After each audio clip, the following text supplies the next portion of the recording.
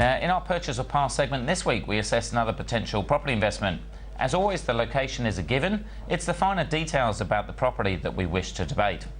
Now, tonight we've got a 3-bedroom unit with lock-up garage, 8.6 kilometres from the CBD and less than 500 metres to the action. The unit is in a block of 26 units, set out in a horseshoe shape with 3 entrances and 2 different garage areas. The unit is east and west facing, with views from the balcony across the district and the ocean.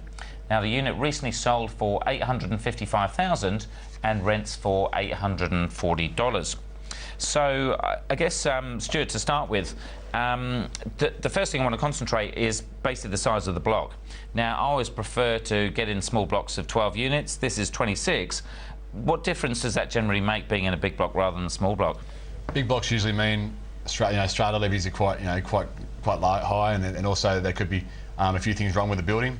There could be a couple of lifts in there, so you've got to maintain all these things. You and I were just talking before we came on the show about maintaining blocks and how expensive they can be. So just be careful with big blocks like this, that you could get some strata levies that may be unaffordable.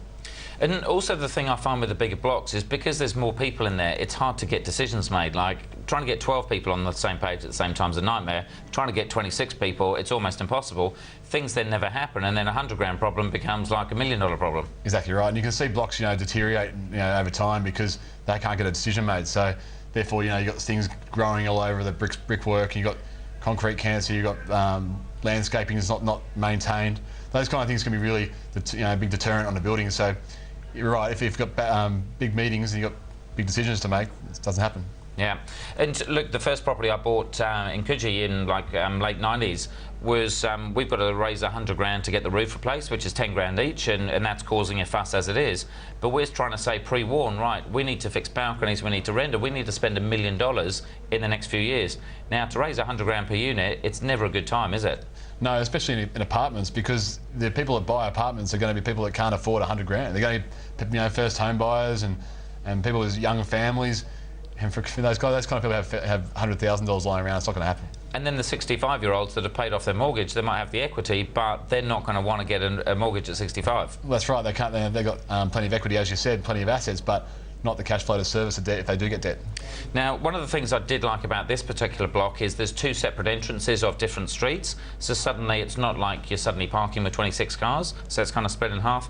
And also in the horseshoe shape, there's actually 3 separate entrances, and it's only 3 stories, so it's not the same as being in a 26-storey building with massive car parks. So you've got to try and look at the building to see, because they're not all the same, are they? Exactly right. I mean, if you had seen this in the newspaper and you saw 26 units, you probably would assume it's going to be a 10-storey building. I mean, but this isn't that's not the case with this one. There is actually a couple of entrances, and that actually does give a lot of good upside.